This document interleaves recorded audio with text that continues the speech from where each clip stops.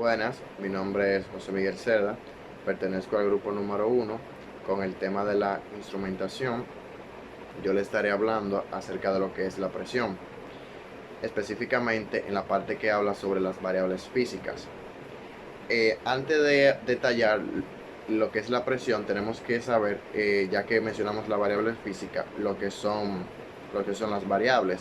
Se utiliza las variables cuando los valores que no son suministrados cambian constantemente y se necesita una variable para que estos valores sean, por decirlo así, de una manera almacenados. Y de ahí se le utiliza la colocación de letras para estos valores que no son constantes. Y entonces, una variable física viene siendo esa magnitud que afecta directamente el estado físico de un objeto.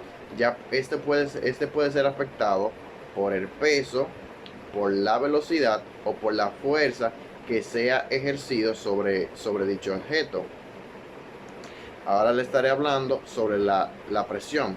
La presión es la fuerza perpendicular que se ejerce sobre un objeto, eh, sobre un objeto, so- eh, dependiendo sobre un objeto en el área que está involucrada.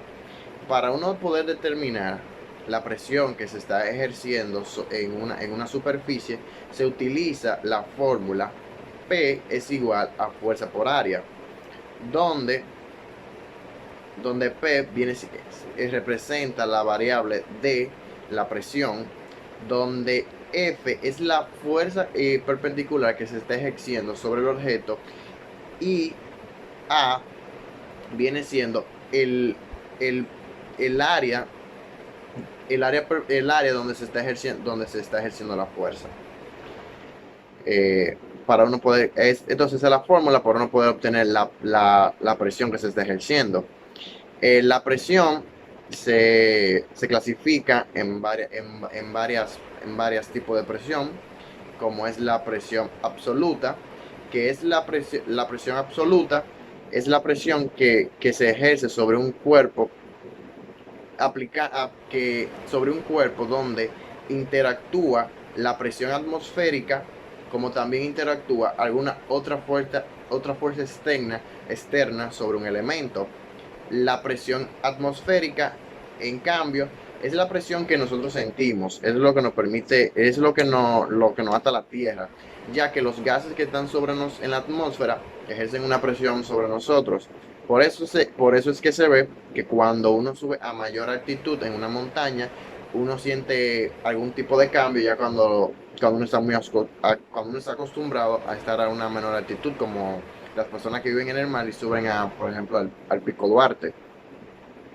Eh, Porque a mayor altitud hay menos masa de aire, entonces uno siente menos presión sobre nuestro cuerpo.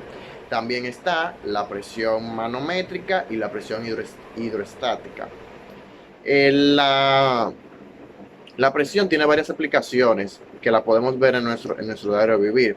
Por ejemplo, la presión que se le ejerce las gomas de los vehículos, los mismos frenos que que hacen reducir la velocidad, se aplicando en teoría, conceptos de presión para poder cerrar los frenos. También podemos ver aplicación de la presión dentro de alguna industria, ya que los procesos, ya que sea un proceso hidráulico o un proceso con aire, se necesita saber qué cantidad de presión, qué cantidad de presión se debe ejercer para realizar ciertas funciones. Dentro de una fábrica, perdón, se puede observar diferentes procesos que requieren presión.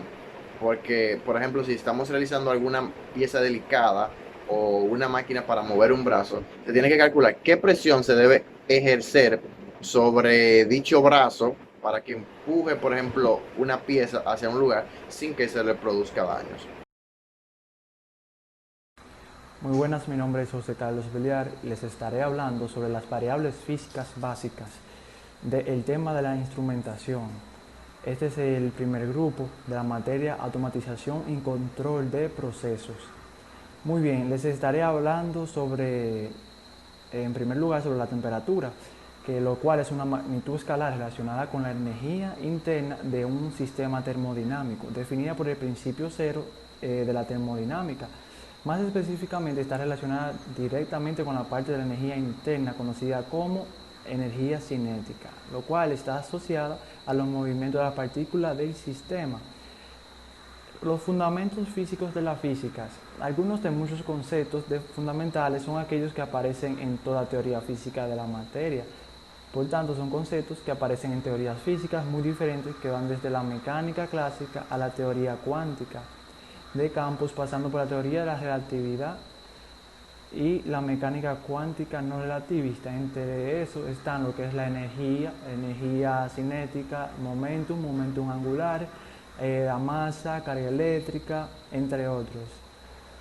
En la clasificación de los termopares, un termopar está disponible en diferentes combinaciones de metales o calibraciones.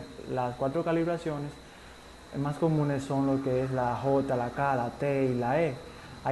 Hay calibraciones de alta temperatura también, lo cuales son la R, la S, la C y la GB.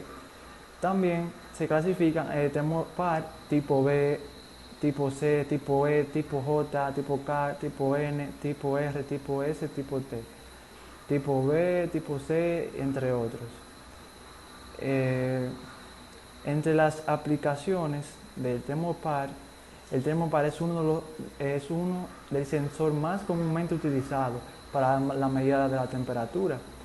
Los termopares actualmente tienen grandes e importantes aplicaciones industriales, ya que casi todos los procesos en la industria requieren un estricto control de la temperatura, y el uso de termopares ayuda a la automatización del control de la temperatura, ya que se pueden implementar programas que ejecuten acciones específicas dependiendo de la temperatura que se tenga en un momento dado del proceso industrial.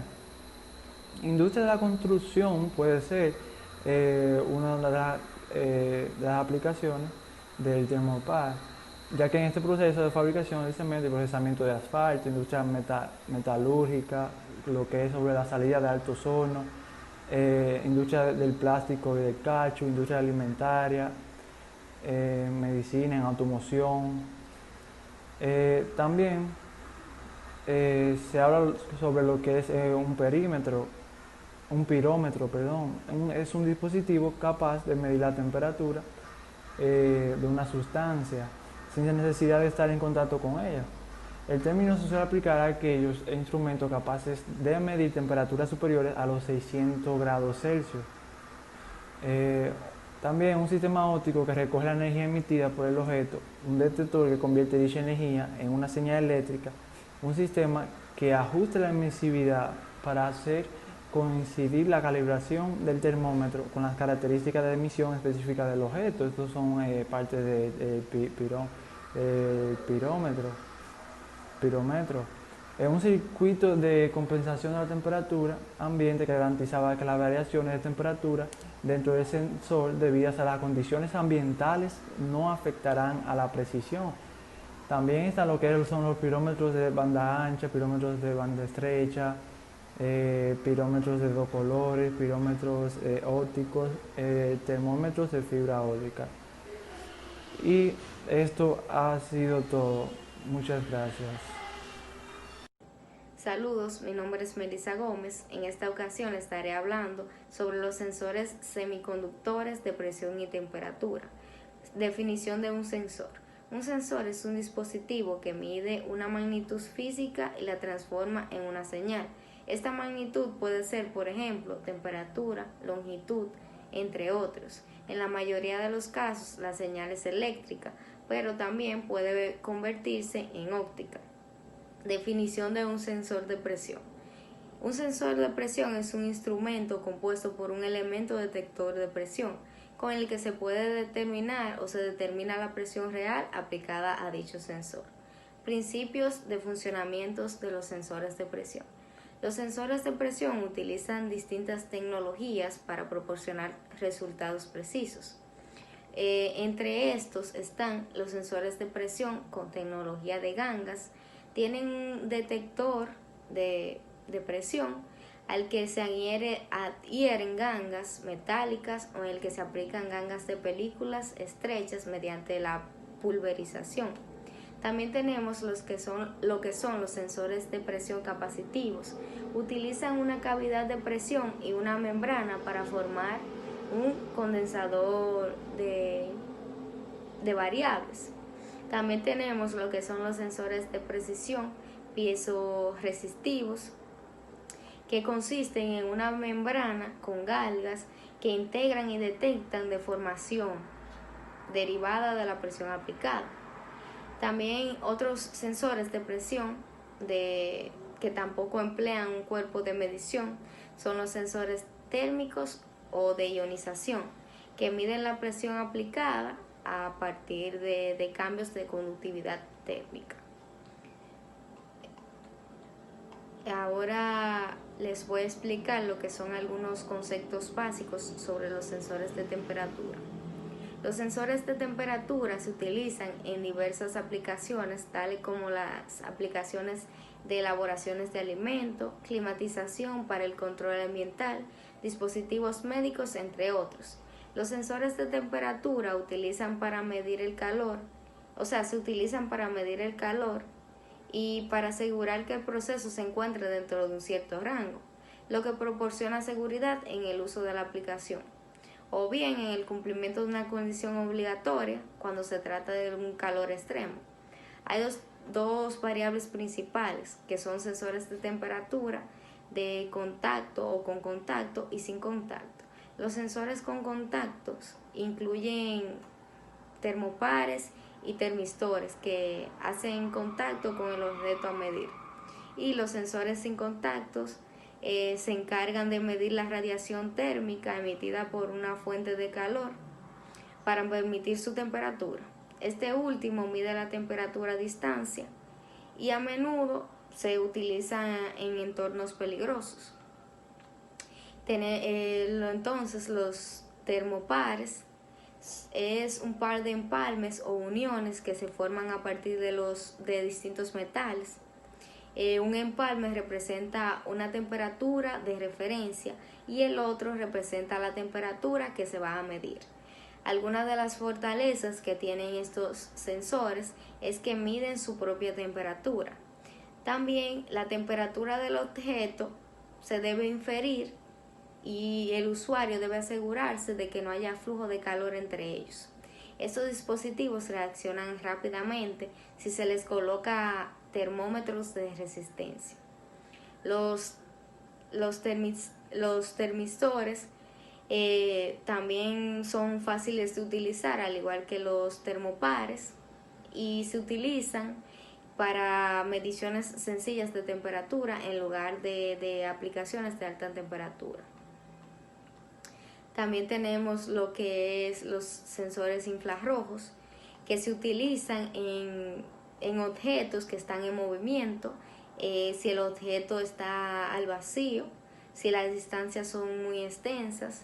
Ahí podemos utilizar lo que son los infrarrojos. También tenemos lo que es los detectores de temperatura de resistencia, que estos son sensores de temperatura con una resistencia que cambia el valor resistivo simultáneamente con los cambios de temperatura. El uso de cualquier tipo de sensor con o sin contacto requiere de supuestos básicos e inferencias cuando se utilizan para medir la temperatura. Por lo tanto, es importante leer cuidadosamente las hojas, los datos que podemos tener para asegurarnos y comprender los valores decisivos para estar seguro de que la temperatura real es la misma que la temperatura indicada. O sea, si vamos a medir los valores, ya sea en una máquina, con un aparato vamos a medir el valor en la termocupla o en lo que tenga la máquina, y luego vamos a confirmar si ese valor es cierto en la pantalla. no puede tener un rango mayor de más o menos 15 arriba y 15 por debajo de la temperatura, sino esta se debe ser ajustada. Gracias. Buenas, mi nombre es Sergio García. En este caso le estaré hablando sobre el caudal. Empezaremos definiendo y explicando lo que es un caudal. Un caudal es la cantidad de fluido que circula a través de una sección de ductos, tuberías, cañerías, aleoductos, ríos o canal por la unidad de tiempo. Normalmente se identifica por el flujo volumétrico o volumen que pasa por un área dada a la misma unidad de tiempo. Menos frecuentemente se identifica como el flujo másico o masa que pasa por una área dada en la unidad de tiempo. El caudal es la variable que se mide con más frecuencia en la industria. Hoy en día el agua natural, vapor, petróleo, sustancias químicas, aguas residuales y corrientes de proceso son solo algunos de los fluidos que se miden rutinariamente todos los días. En física e ingeniería, el caudal es la cantidad de fluido que circula por la unidad de tiempo en determinado sistema o elemento. Se expresa en la unidad de volumen dividida por la unidad de tiempo, metros cúbicos sobre segundo. Dentro de los fundamentos físicos, el principal fundamento en el fenómeno físico que se basa en el medidor y la característica de diseño.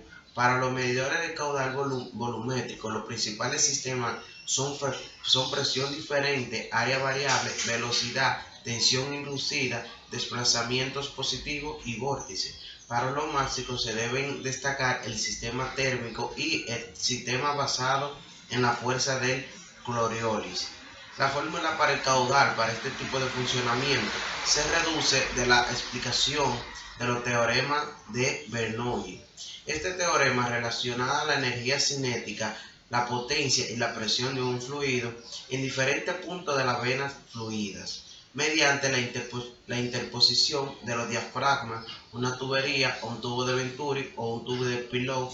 Se puede relacionar en cambio de velocidad y presión que experimenta el fluido a un caudal. En la dinámica de los fluidos, un caudal, el volumen de fluido que pasa por determinado elemento en la unidad de tiempo, normalmente se calcula a partir del flujo volumétrico que pasa por un área dada a la unidad de tiempo.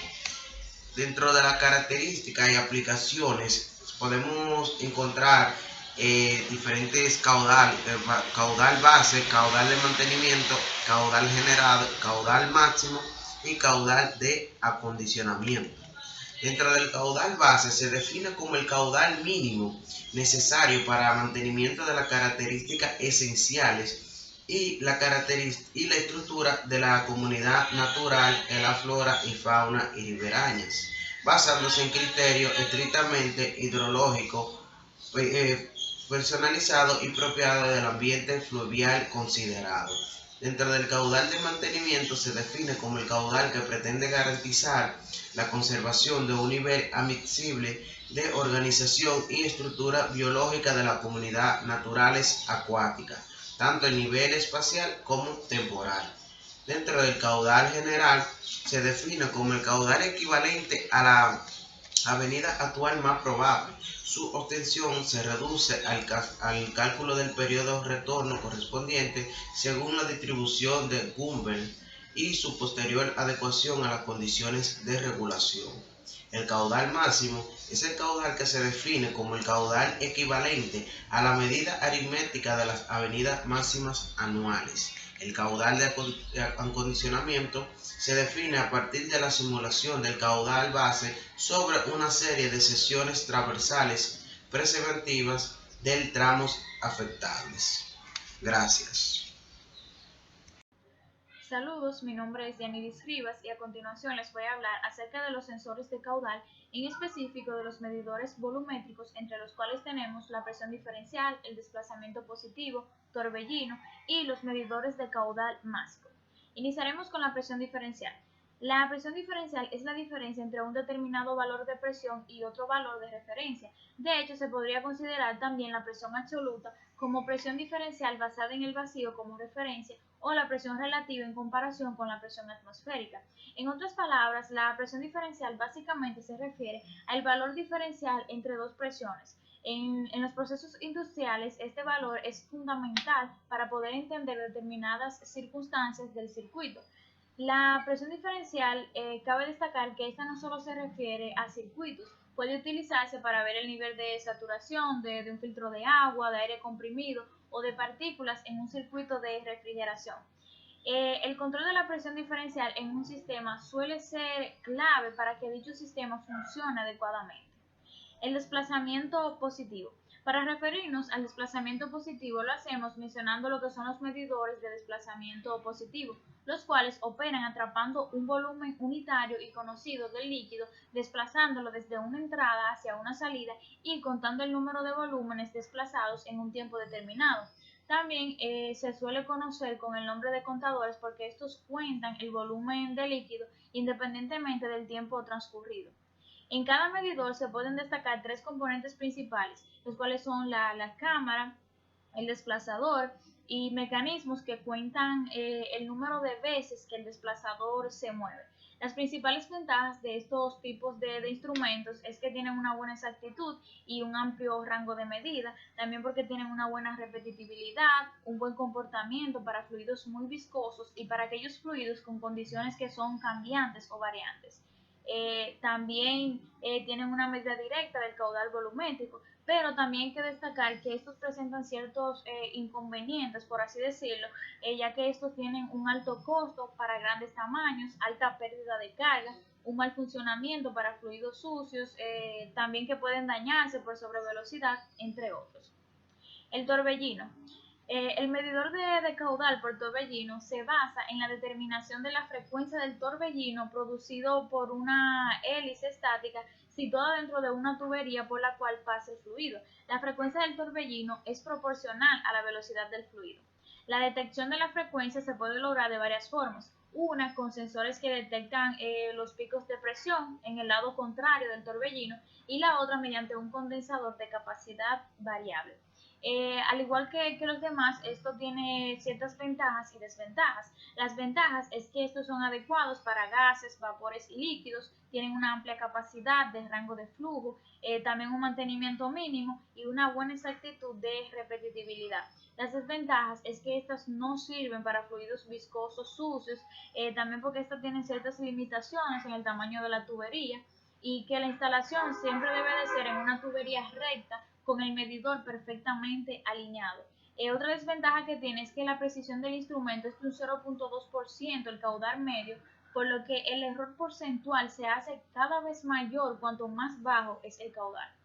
Los medidores de caudal másico. Los medidores de caudal másico están diseñados para medir directamente el caudal de flujo en unidades de masa, como por ejemplo cuando nos referimos a kilogramo hora, en lugar de nosotros medir lo que es el caudal en volumen, como cuando decimos metros cúbicos horas. En esto se utilizan dos tipos de tecnología que son los instrumentos volumétricos compensados por presión y temperatura y los medidores másicos directos.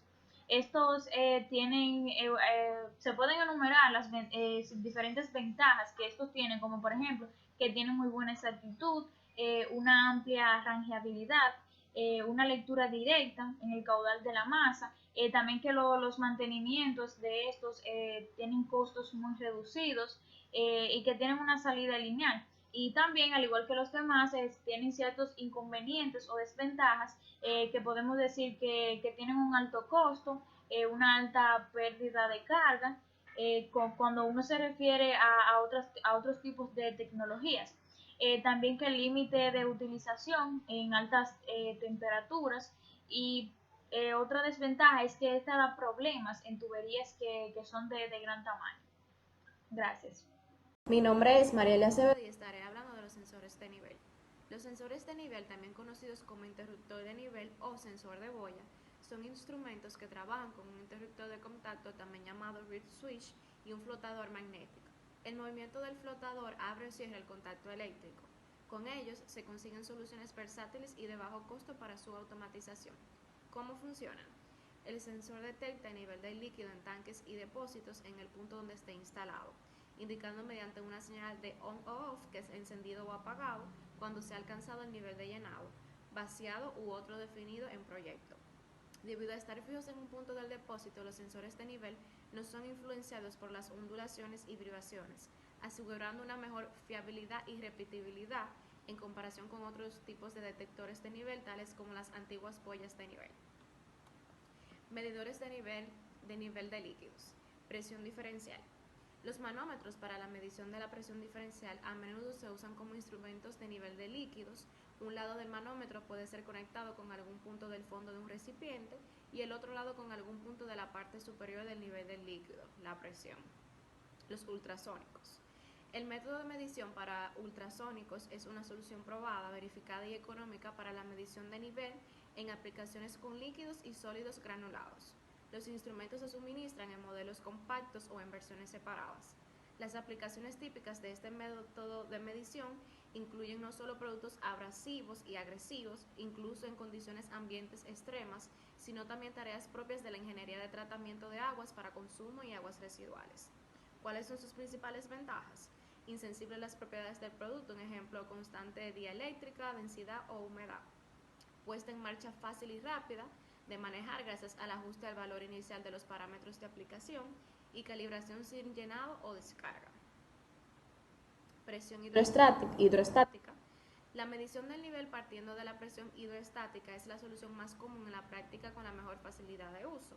Para obtener la medición precisa se aplica una sonda de pozo que es transmisor de presión especial con cable y con una clase de protección elevada. Entonces, ¿cómo es posible calcular la altura de llenado de un recipiente abierto, un depósito o un pozo profundo para realizar una medición de nivel efectiva?